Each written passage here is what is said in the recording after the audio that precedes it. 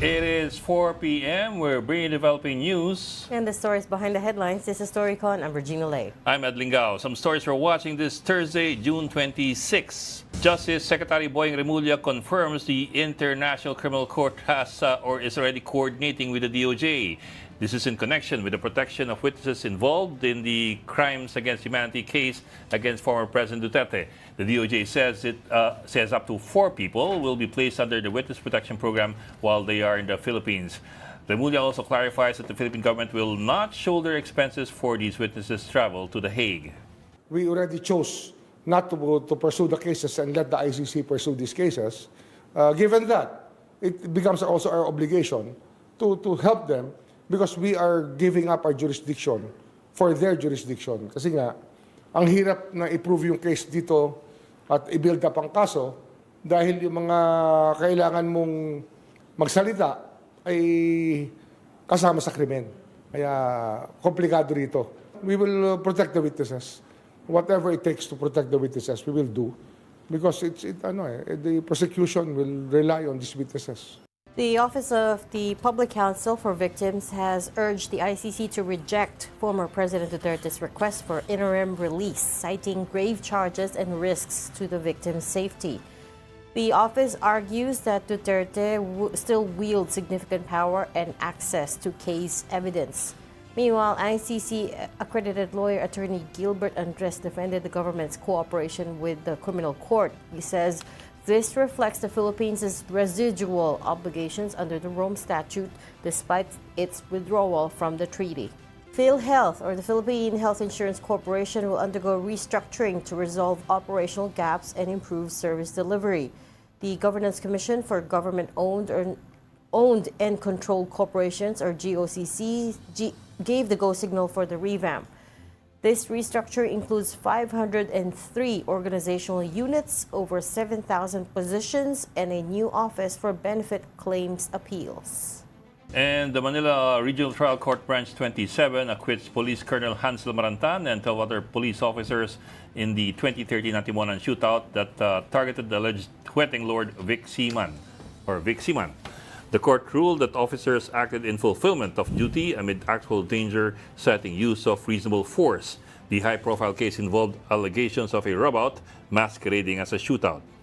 And joining us today, busy on his cell phone, Storycon's political heckler, Tito Raul Llamas. Gandang hapon sa ating lahat. Laban na si Ami. Wala kang makritik. Wala. Ha? Wala pa si Ami ngayon? Ay, Wala kang makritik. Oo. Sige, magandang hapon na lang. Sirek sila yung i-fashion critic mo. Paano yung fashion critic? We're all wearing the same colors. Black, white, Oo nga, naman tayo. Napaka-monochromatic nga natin. Magandang hapon na lang kay Yusek Claire Castro. May Ayan ka ganung na pagbati naman ka. eh. What's the backstory there? Magkasabay lang kami kahapon. Usus. Press 1. And you guys made up? Oo, Pati na kayo? bating-bate. Okay. To the point na Isa. I don't balita ko, she publicly said that Wala na ganyan. mapupunta na naman tayo sa love life eh. Oh, grabe kang love life kagad na naisip mo. Malaki. Tumalon ka agad siya. Oy. Lang kami. Naghuntahan lang.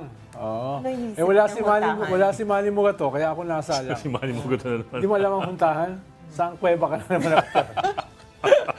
Maaga pa ha. We just started 2 minutes pa lang. Nagsasaang kuweba ka na dapat sa... Liwanag mo, kano huntahan? What's a good word? Nag-chikadoodle, ganun. Chikadoodle! Napaka-antique naman ang references mo. Baka... Chikahan, o yan. Chikadoodle. She's so up there. Hindi. All I mean is, update nyo naman yung references nyo. Marites na eh. Tayo ba kayo nang may... O sige, may Yakul pa, may Maxima Cool pa. Latin pa yun, ha? Mea culpa. Latin pa yun, ha? Nasa beach na kami, nakalabas na kami sa kuweba. Ikaw na iwan. Ako naiwan sa kuweba. Ano ba yan? Uy, What to do? Oy, Maraming mga story yun. speaking of tumalon. May tumalon. hindi lang tamalon, umikot pa. Umikot. Nagpiruwet. Okay, we are talking about Justice Ang Secretary. posisyon natin sa, ng posisyon ng bansa, ng administrasyon pala. Ang posisyon ng administrasyon pagdating sa ICC, sa International Criminal Court. Mahalaga yung salitang coordination, di ba? Yun ang mahalaga, na Why? coordinate. Why? Dati kasi totally wala eh. Hindi lang, Hindi. hindi lang totally wala. Dati, totally. rejection. Ano? Outright rejection and threatening pa. They were threatening na kapag dumating ang ICC prosecutor sa bansa that they will kick them out. Diretso balik It was sa... early 2023. At meron pang resolution ang Senate at saka House para protektahan si ex-President Duterte. Na nag-pirouette Correct. din. Oo, tapos later that year, medyo may resolution na para suportahan ang ICC. 2024 ba yun? Oo, 2024, 2023. 20 ba? Basta tanda ko first quarter. Late 2023, nagbago na yung posisyon. At doon din sa late 2023, nagsabi si DOJ Secretary Remulla at even si President Bongbong na pinag-aaralan ang pagbalik sa ICC. At inamin nila na merong nakapasok dito na ICC delegation. Di ba ikaw nagkami nun? Hindi, ako baliwala. Sila kinonfirm nila. Ako inamin ko lang Inamin mo na alam mo. na nandito sila. You know, kahit na it started to change 2023, they were still Urong-sulong. they were still putting up a semblance of Urong-sulong. rejection They were still saying Atras Abante. and- Walang kinalaman si Congressman Abante ron. Atras Abante. No, yung 2024. there was a lot of denial around that time, 'di ba? Kahit na napapansin na natin the language was softening, there was a lot of denial. Minsan, init-lamig eh. Actually, sa labas ng kuweba talaga maraming ganyan. Sa loob wala. It's just mainit sa loob. Yun. Oo, bago-bago. Let me back up a bit lang. In the Kasi real world, no? In the real world. Maraming we had several interviews kasi with Remulla dun sa the old program, The Chiefs. In August 25, 2022, interview namin with Remulla sa The Chiefs. Nagulat kami kasi bigla niya sinabi na they have several police officers who have told the DOJ that they want to testify on EJ case, pero takot silang lumabas. Narinig Pero ko yan. confirm ni narinig mo yan, confirm ni Remulla yun na meron kami mga kausap, hindi lang sila makapagsalita kasi hindi sila pasok o sakop ng witness protection program because the WPP does not excludes police officers from the protection program. So ayaw nila magsalita because of that. Pero dalawa yung key witnesses doon, mga dating pulis eh. Si Las Cañas at si Mato Bato. Hindi, yung isa pa. Okay. Yung isa pa ron. Pero wala na sila sa service eh.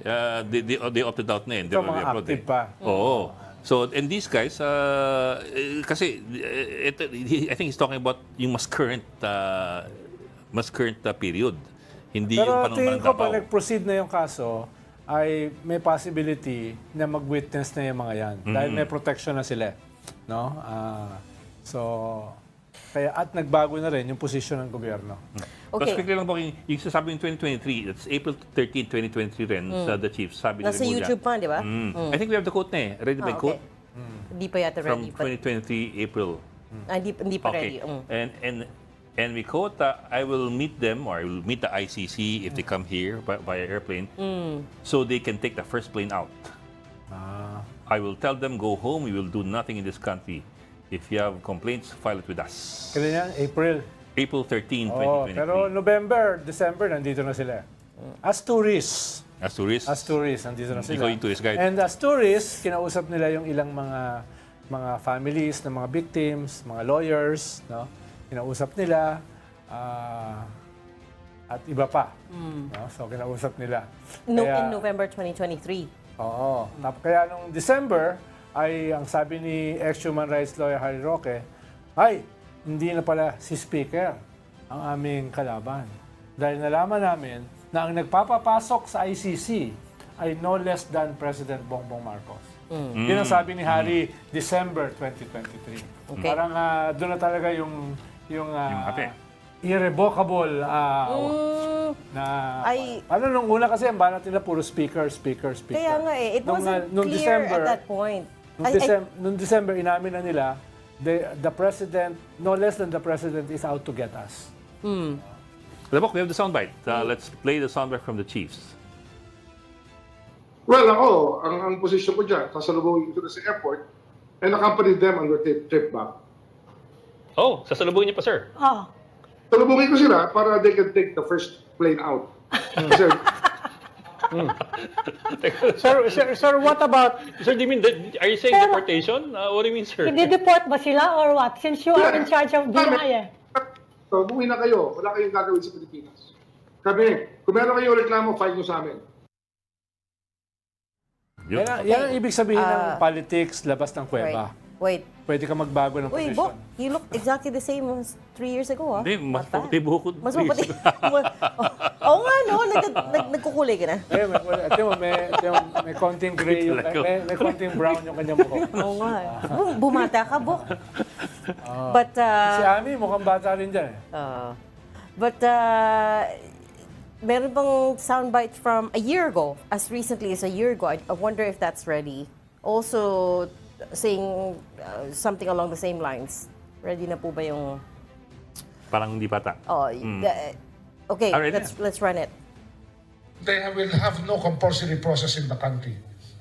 They will not even be empowered to issue subpoenas in the country. They have not even coordinated with us about it. So if they want to come in as a hostile government, as a hostile force, to come in. But they cannot do that to us. Mahaba pa yan. That was a public briefing from a year ago wherein Justice Secretary Remulla said the entry of ICC investigators into the country is a usurpation of Philippine government authority and that he believes yung kung sino man yung subjects of the arrest warrants are still Filipino citizens, therefore they deserve protection from the government. At that point in time, yun yung sinabi niya. This is as recent as a year ago. Now, we dug up those sound bites to contrast it with his sound bites from today. Hindi pa yata ready, dina-download pa kasi medyo marami siya. Oh, right, yeah. Okay. So let's run the sound bites from today, from today's ambush interview. We will offer advice to him also not to travel to countries where the ICC will be able to influence the judicial system. Bayan. That's an older, I think that's an older soundbite. Do we have... Ina-advise niya si Yes, si sorry. Bong. We made a mistake. That's not the soundbite from today. Do we have the soundbite from today, yung from the ambush interview today? Anyway, while they're still doing it up, we're presenting these soundbites to show you the evolution lamang of policy. Evolution ba ang tawag doon? So What you call it, wait. Before you weigh in, just to recap, may transcript naman tayo ng soundbites. This is Justice Secretary Remulla. Again, number 1, we confirm cooperation with the ICC.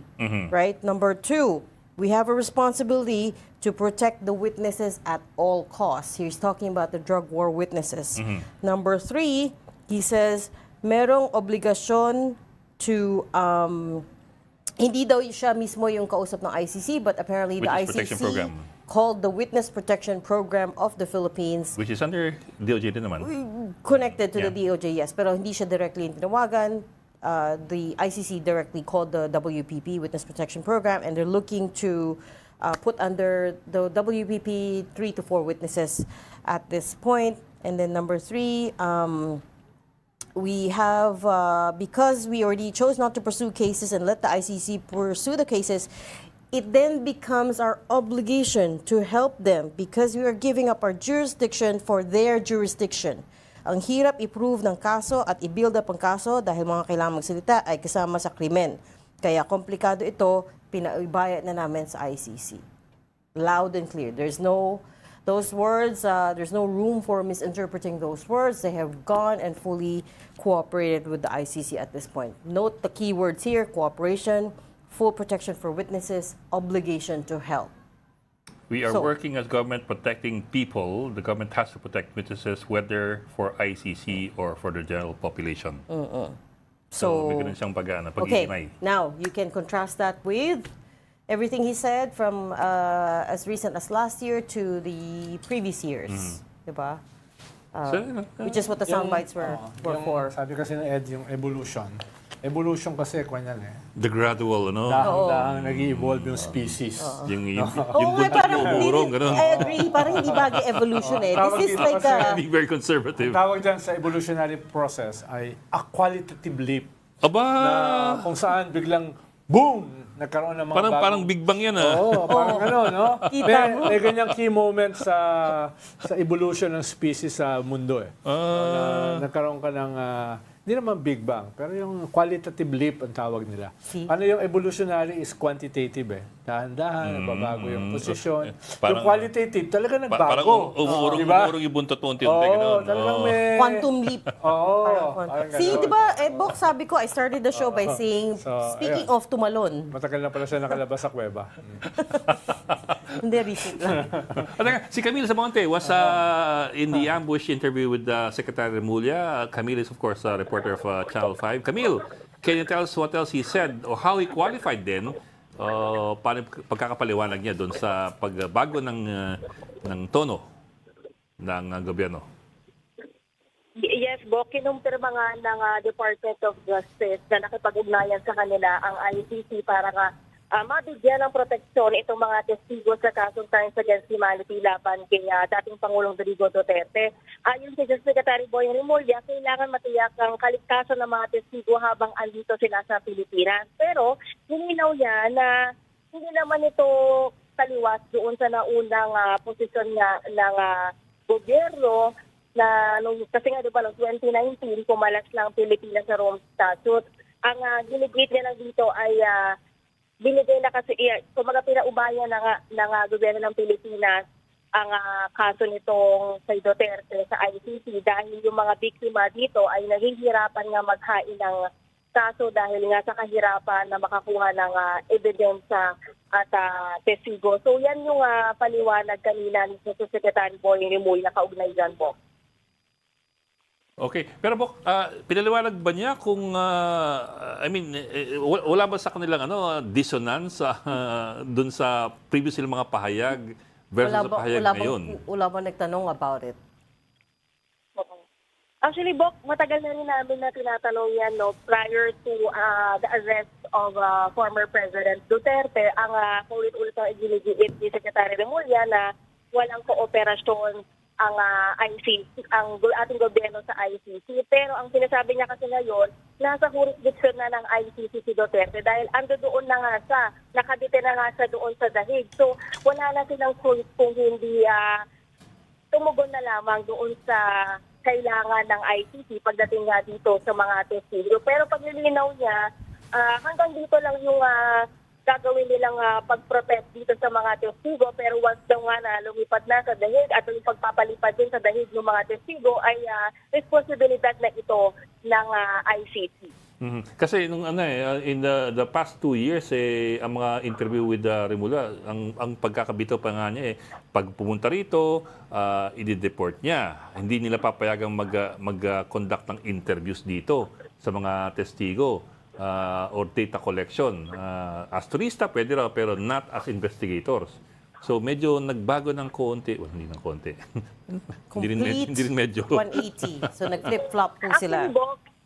Actually, Bok, yung ito pa lang nung pakikipag-cooperate or yung idadaan sa Interpol, doon pa lang may stage of team na. Hindi ba kung matatandaan niyo na pinoint out ni Secretary Remulla yung kahalagahan ng pakikipag-cooperate ng Pilipinas sa Interpol dahil malaki ang pakinabang natin dyan para nga masugpo yung international crime at yung sa kaso nga rin ni Tevez. So, doon pa lang na nakita na natin yung change of tune. Nung una talagang very firm na no cooperation, we will not entertain. But nung dumating na nga yung issue na kung sidadaan nga sa Interpol, no choice but to cooperate because dahil na beneficial na ito sa ating gobyerno. So doon pa lang nakita natin meron na nga pagbabago until sa nakita na nga natin yung actual arrest na nangyari kay dating Pangulong Duterte. Mhm. Okay. Sorry, last question lang, Bok. Very last question. Wala sa nakikitang legal issues dito na baka questionin to ng kampo ni Duterte? Na 2019 pa tayo umalis sa ICC. Bakit ngayon nakikipagtulungan tayo? Lahat naman kay question na nila. Yeah, actually, before Bok, I think it was one of the arguments of the defense of Duterte. Isa yan sa mga ipinunto nilang argumento doon sa kanilang petition o yung motion nila para doon sa interim release ni Duterte kung saan nga kini-question nila yung jurisdiction at Pinoint out din actually ng Council ni Duterte nga na matagal na hindi miyembro ang Pilipinas ng ICC, kaya hindi na dapat ito magkaroon ng jurisdiction na ayun nga, arestuhin at madala sa doon. So even before pa, matagal na talagang kine-question ito ng Council ni Duterte. But for the DOJ, ang stand nila dyan, yun nga, dahil idanaan na nga ito sa Interpol, wala na tayong magagawa kung hindi makipag-cooperate. Okay. Wala ko, Alright. wala Sorry, kasi ako we have nakikita, to- wala ko we have to nakikita let her, hindrance eh. we have to let her go first kasi magre-report pa siya. Igo na natin si... Okay, thank you for your reporting, News 5 correspondent Camille Samonte. Historically, politically, wala naman ako nakikitang hindrance for a sovereign state to relate, halimbawa, with multilateral organizations like the ICC, kahit hindi sila miyembro. Actually, yung Europe, That's also true. yung European at saka mga North American states, especially yung US na hindi membro ng ICC, ay matagal nang nakikipag-coordinate, lalo na para hulihin yung mga warlords, yung mga African warlords. Dahil walang enforcement capacity kasi ang ICC at yung Interpol medyo hirap sa Africa at saka Middle East. So tumutulong sa kanila dyan, mga European states at saka US na hindi membro ng ICC. Pwera na lang kung ang huhulihin ay kaalyado ng US katulad ni Netanyahu. No? It's your prerogative as a sovereign state. Yeah. It is. Walang hindrance dyan. Oh, it is. And of course, walang hindrance. I see what you're saying, pero you know where this is going to end up sa Supreme Court ulit, right? Yeah, Because, pero hindi ko it will be challenged. wala akong makita na It is na- bound to be challenged. Wala akong legally. nakikitang president or anything in our constitution na pipigilan tayo as a state to relate with other multilateral organizations na kwan. In much the same manner that si President Bongbong Marcos was saying, essentially, remember that night that si Duterte boarded the plane, sabi niya, I had no choice in the matter, right? Pero Interpol came knocking. in-invoke na Interpol naman. Oo, Interpol came knocking, and since we cooperate with Interpol, I had no choice but to hand him over. Parang yung- meron naman kasing interlocking directorate siya. Wala ka sa ICC pero nasa Interpol ka. Correct. Wala ka sa ICC pero nasa UN ka. Sa Human Rights Committee ng United Nations, etc. etc. So, may mga interlocking directorates sa international. And there are different pressures din. Na pwede kang mag-relate. Halimbawa, yung sabi nga niya, kahit wala tayong extradition treaty sa Netherlands, ay pwede tayong mag-request sa Dutch government para i-expel. Expel. Si Harry Expulsion. Roque, diba? Which is also an Yes. immigration prerogative. Yes. Kahit wala kang treaty sa kanila. Oo, correct. Because depende sa mga sovereign state yan. Gusto nilang Yeah, mag-coordinate, absolutely. magtulungan. It's absolutely in their control. Just like we like to say that, we have absolute jurisdiction in the Philippines, right?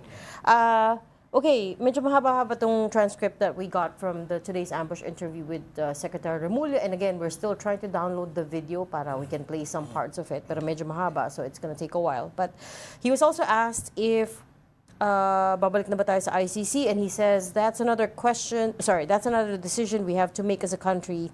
It just means we recognize the International Tribunal in charge of the case kasi dun na nga dinala si PRRD, so yun lang yun. So again, there's a key word there which is Yun lang yun. recognized. Diba? Dati, we do not recognize. Tas today, naging we recognize the International Tribunal in charge of the case. So again, Actually, just hindi- trying to contrast yung sinabi noon sa sinabi ngayon and how those two are completely different. Pero kung na tayo, moveon.com. Huwag na nating isubo sa kanila yung mga dati nilang sinabi. Pero May konteksto, ikaw naman. no? Pero kasi pag kiniskis mo sa mukha, baka magaspang eh. Yung mga sinabi, di ba? Ikaw naman, feeling mo, pambibi naman yung kutis mo. Oo, ako kasi baka sabihin ng principal, ba't mo sinabi nung dati, ganito. Oo nga. Tapos ngayon, ganito sinasabi Oo mo. nga. Panabog. That's part, Malabibi ang kutis yun. that is part of accountability. Sinabi mo noon, we took you at your word. Sinabi mo ngayon, iba sa dati mo sinabi. So that's accountability. Sa labas kasi ng kuweba, nagbabago yung mundo. Ang tawag dyan, politics. The shifting winds, shifting tides of Tawag dyan, politics. politics, di ba? Oo. So Tignan mo, real politic na lang. so real politics. So that is at the heart of this issue, right? Which is we're trying to get to the bottom of this. Bakit nga nagbago? So, all I'm trying to do here is Sinagaway sila. illustrate. May unit team kasi naman. Ganun, may unit team kayo. Mag-diagram ka Hirap. dyan. Hirap naman magpaliwanag dito. Ito yung alam mo, pag sinabi, nagkamot ng ulat ng nagkamot ng bumbulan niya, magpanik ka na. Hirap naman magpaliwanag dito. Okay. Bakit ganun? Ba't ngayon? Okay. So, I don't know if ready na yung soundbites Tingin ko from today. So, real politics. Mas subtle magpaliwanag si Ed kaya sa akin. Ako kasi, subtlety is not one of my strong It's parts. not one of your strong points. Which is fine. We need to be blunt, don't we? Well, there's no point beating around the bush, di ba? So, okay. Nagbibit naman ako around the bush, sinahampas ako. No? Binibit ako. You get beaten up. Saka naman lulagar niyan. Di ba? Binibit physically, you know. Ng principal, pinapalo ka na ruler sa kamay. Okay. But that took a lot of people by surprise. In fact, it looks like it even took the DOJ undersecretaries and Yes, correct. by surprise. Important They couldn't get context. anybody to comment on it since yesterday dahil parang si Secretary nakakaalam niyan. Oo, Nagulat lang Yung siya. boss lang ang pwede magbago ng posisyon. Tinawagan natin yung mga USECs. Yung boss lang, baka magkamali yung mga USEC. Eh di tanggal sila. Meron pa naman ngayong Baka sila maribamp. review. Hindi yung revamp. that's May review pa naman ngayon. Reassess. There's a Damocles sword baka hanging tamaan over sila, it. di ba? So, But do we then conclude na biglaan to? Or this is all part of a grand strategy? Tingin ko bigla.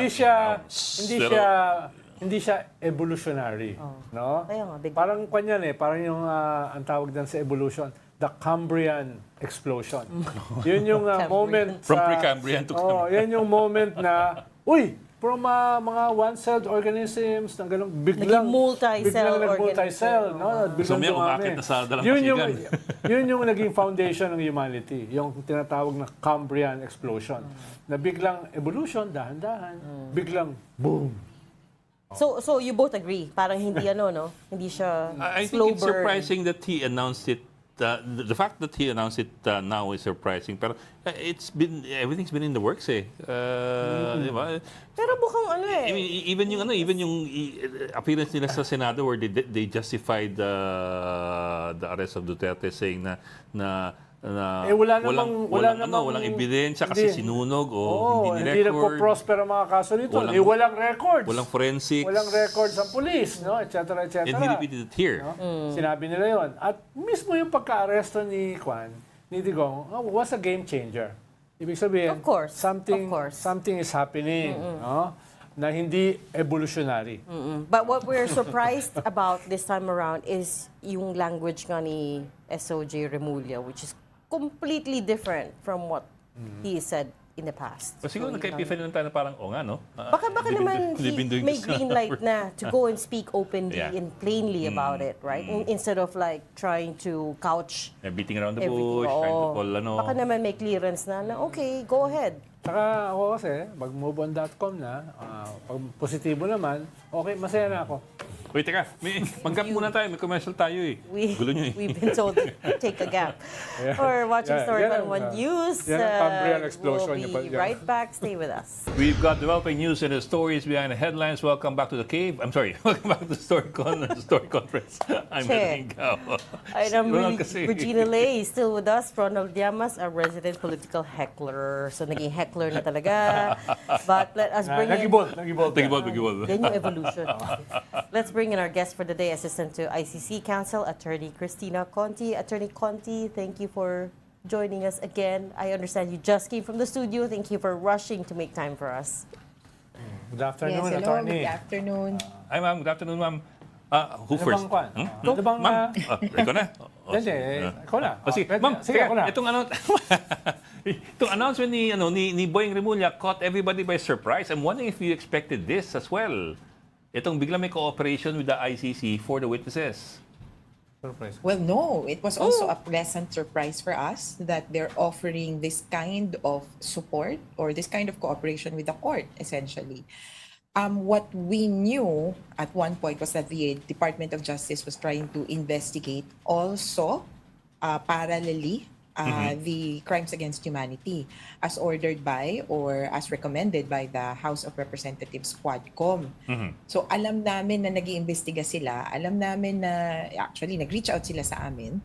Pero yung ganitong klaseng support, this is in a way unprecedented because this really would be a responsibility of a member state. Kaya i-welcome namin itong tulong na to pero wala pa kami ngayon na coordination as to this offer. Pero attorney, medyo nag-backpedal ng kaunti si Secretary Boying doon sa sinabi niya the other day na talagang tutulungan nilang financially. Ngayon ay binawi niya yon. Ang sabi na lang niya, yung witness protection ang Security, yeah. tulong. No? Pero surprising ba talaga yan after nung pagtulong natin na i-facilitate yung arrest ni Digong sa Interpol at dalhin sa The Hague at after nung mga speeches nila Secretary Remulla at Secretary John Vic sa Senate na sinabi nila na talagang kinakailangan talaga itong ICC dahil yung mga ebidensya rito ay non-existent.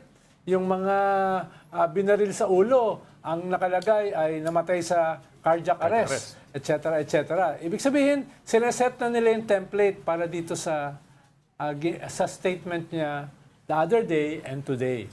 No? Parang since the arrest, nagbago na qualitatively yung kanilang attitude towards the ICC. Well, yes, of course, there's that. But you cannot really trust or cannot rely on their statements na, kasi ganito na. We were working within the context or premise that they were, and I mean, in the Philippines, we're building a case locally. So talagang kumbaga kahit paano magkakaroon ng proteksyon.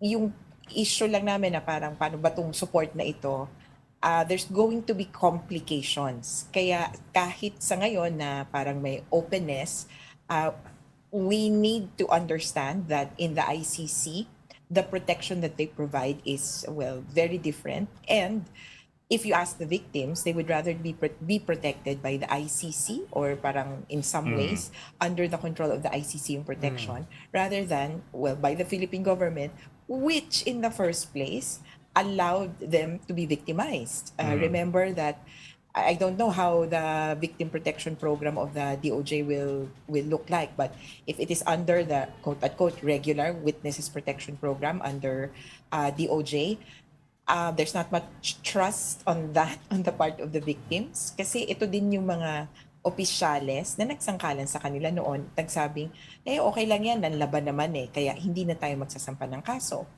On the other hand, if they're going to provide say PNP personnel for security, so we don't know kasi the parameters, PNP very questionable because these are the very same people who committed the crimes before. So I don't know how this is going to work out, but certainly the ICC will be depending on member states to provide protection. Pero The commitment of the Philippine government lang has to really be qualified so stringently so that there will be no stone left unturned, kumbaga. following your inputs, attorney, paano nyo ina-navigate itong medyo complicated sitwasyon na ito? Dahil for a long time, mini-maintain nyo yung inyong independence from the government. Ngayon, may offer yung government ng witness protection, etc. So, yung independence na yan may be affected dahil dito sa openness ng gobyerno na tumulong. Paano nyo ina-navigate yan? Tatanggapin nyo ba yung tulong na yan? Or sabi nyo nga kanina, ang hirap i-take at face value yung kanilang sinasabi. Dahil siyempre, kasama dun sa mga naging problema, halimbawa, yung gumawa ng tokhang ay nasa gobyerno pa. No? At hindi nakakagulat na perhaps some of them ay nandun pa nagtatago sa Department of Justice or halimbawa sa Philippine National Police. Kaya how do you do that? How do you maintain your independence and at the same time welcome this openness to help galing sa gobyerno? Attorney, idikit ko rin kay Ronald kasi it's a related question Kasi what if, sana naman hindi pero what if tumagal ng mahigit 3 taon ito sa ICC at magbago administrasyon habang gumagalaw pa yung kaso, then that complicates everything. Diba? Because your witnesses would be under the protection of the state. na nagbago yung Diba? leadership. So, may mga ganong tanong. Of course, we're hoping na hindi naman ganun katagal. But, what if eh? Oh, it's going to be that long. At least, So, Longer. ah, Longer. Ako, again, we need to understand muna what the need is for protection.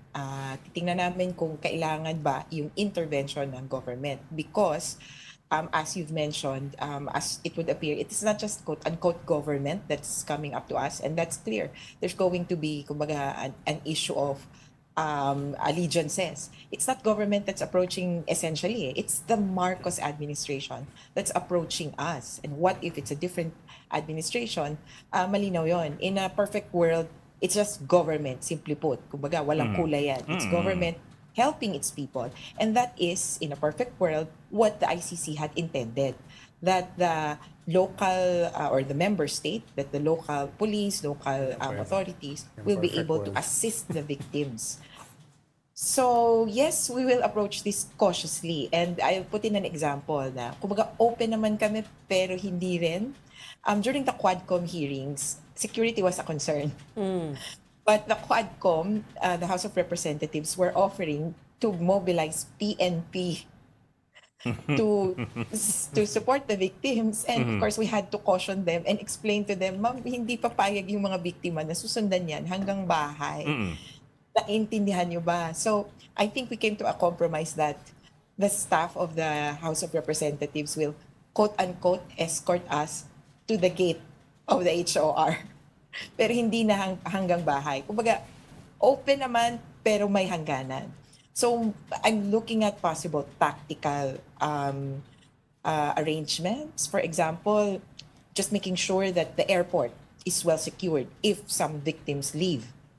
You know, we're not, kumbaga, hindi naman kami, ayaw naman namin na ayaw talaga entirely yung government. Government has to work for its people and we will support it when it does. So maybe we can explore some tactical issues. Pero again, everything, there's nothing on paper yet. Ayaw namin matulad sa nangyari sa defense at saka sa prosecution na sabi ng prosecution ganito. Tapos sabi ng, di ba, yung nag-anuhan sila na parang nag-bluff. Ayaw namin gano'n na wala pa namang final, wala pa namang areglado, nag-agree na. So hanggang ngayon, open, but we need to thresh out the details. Si SOJ Remulla also said, Attorney Conti, that they're looking at 3 to 4 witnesses that will go under the witness protection program. Do we know? I mean, because of course there are some witnesses that are out of the country already. Do you know if these pertain to just witnesses that are here, still in the Philippines? Well, I would think so. One, there are some witnesses, yes, that are still here in the Philippines. We just would caution na let's not speculate too much kung sino ba itong mga witnesses nito for their protection as well. But obviously from what Remulla said, if they're going to secure them, then obviously they should be within the authority of the DOJ. So nandito yan sa Pilipinas. Or it could also mean that they will assist in the perhaps processing of documents for Filipinos already abroad. So, depende yan at again, on the part of the victims, technically bulag kami dyan in a sense kasi prosecution ang bahala sa witnesses. We cooperate on some points, but it's the prosecution really which has to look out for the witnesses. And then one of the other stark contradictory things that SOJ Remulla said today was, we recognize the International Tribunal, which is of course a complete flip-flop from what they used to say as far back, as recently in fact as last year, when they would insist that ICC does not have jurisdiction. Tapos ngayon, today, we have a soundbite of him saying kinikilala ang tribunal court ng ICC.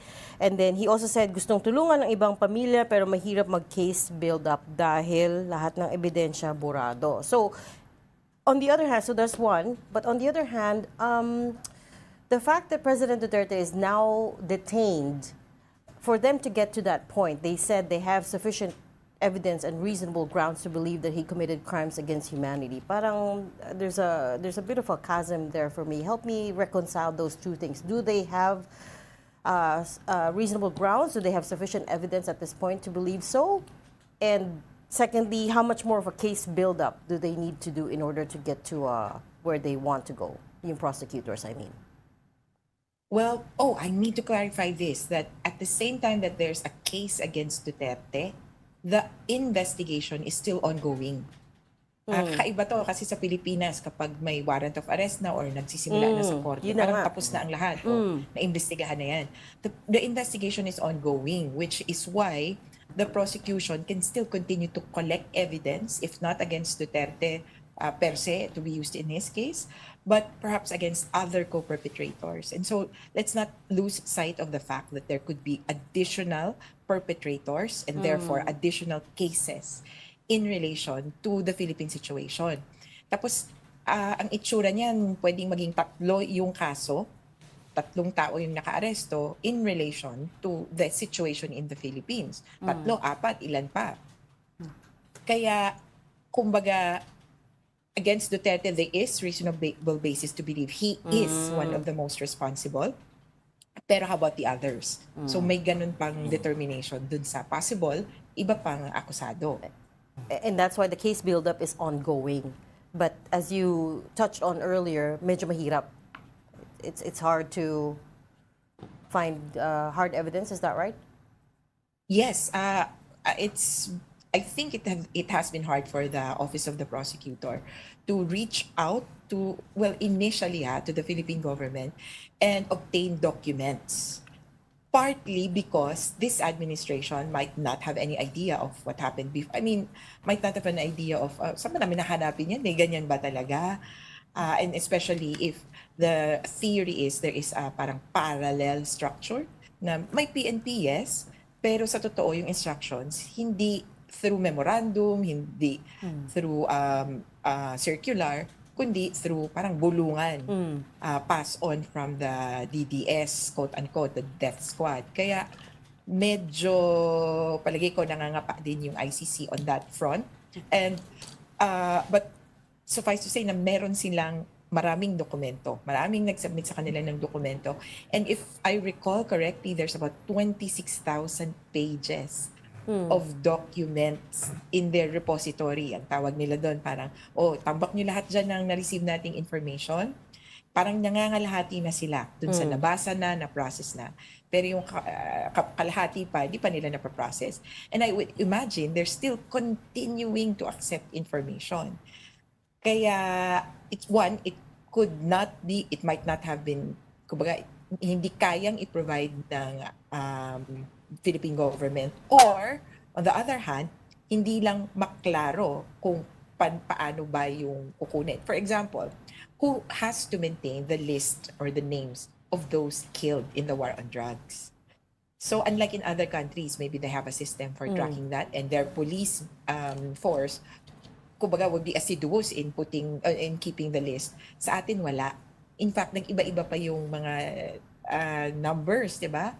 At the very end, the PNP, DITM, so si Matthew Bakay, submitted, this is in tabular form, a tally of 7,640 persons dead in police operations. Pero sabi namin, asan po yung mga pangalan? Asan po yung parang paglilinaw nito? And from what I understand, from what I felt from their answers, it might have come from reports from the regions na number lang. Tapos nagtali na lang yung DIDM sa dulo. Pero there are no names to this. There's no central repository. There's no, di ba, walang online systematic or systematized program ang PNP. Pag magsasabit ka nga dyan ng police report, written. Isusulat mo isa-isa, di ba? Hindi yung nakatype. Kaya walang database ang PNP. Which is why on the part of the ICC, I would guess, paano namin nahanapin itong 7,640 na dead in police operations? Some parts they can get from the victims because we have provided information. Pero kumbaga, there's just no system in the Philippines, so the ICC has to create that for us. Pero attorney, di ba, in spite of those problems, in spite of those almost criminal negligences Negligence. ng ating kapulisan at ng ating gobyerno, especially nung panahon ng Duterte presidency, ay kaya tumagal yung proseso bago nag-issue ng international warrant. Kaya tumagal yung preliminary examination at preliminary investigation ay talagang pinilit nila na may sapat silang ebidensya in spite of all those limits na bago sila mag-issue ng international warrant ay medyo solid yung kanilang ebidensya, yung kanilang mga testigo para mataas yung percentage ng conviction. So, kumbaga hindi siya haw-shaw na nag-issue lang sila ng international warrant. Medyo solid na rin yung kanilang naipon galing sa inyo, galing sa ibang grupo, galing sa sarili nilang motopropyo na investigasyon. Kaya, kumbaga ay yung possibility na ito ay talagang makonvict ay hindi ganoon kaliit.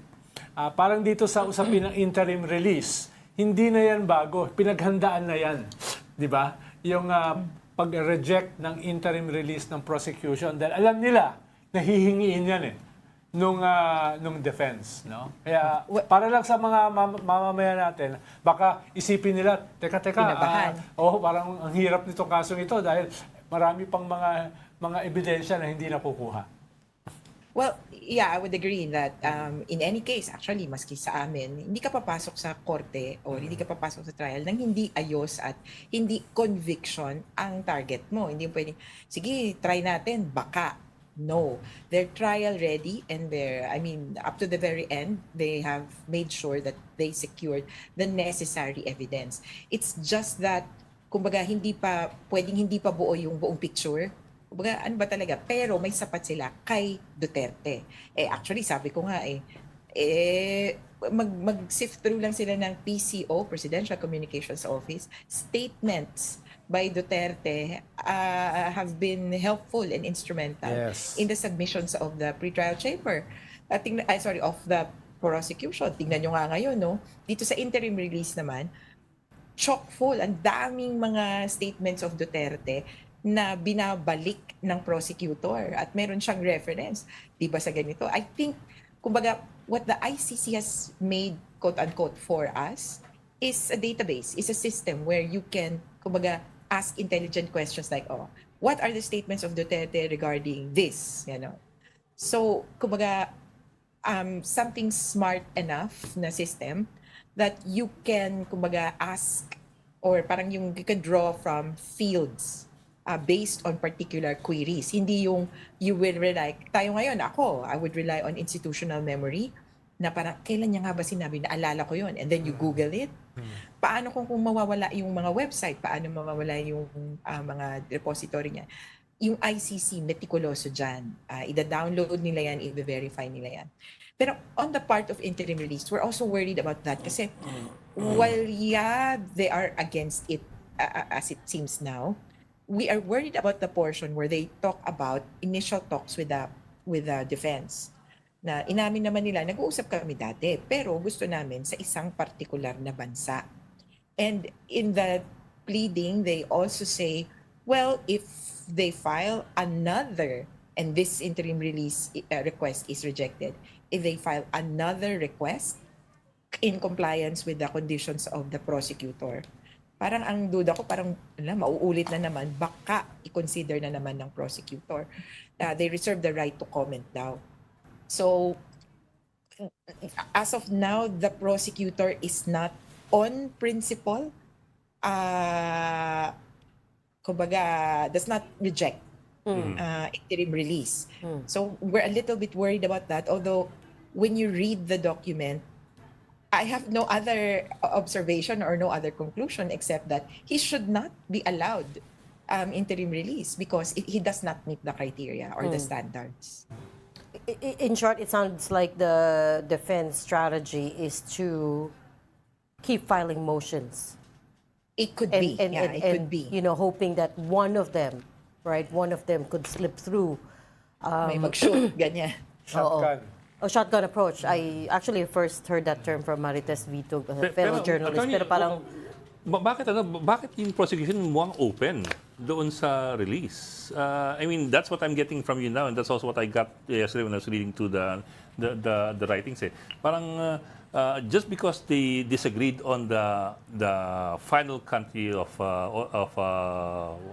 host him. doon nagkatalo. But otherwise, parang they were good to go. Baka tactics Well, siya. yeah.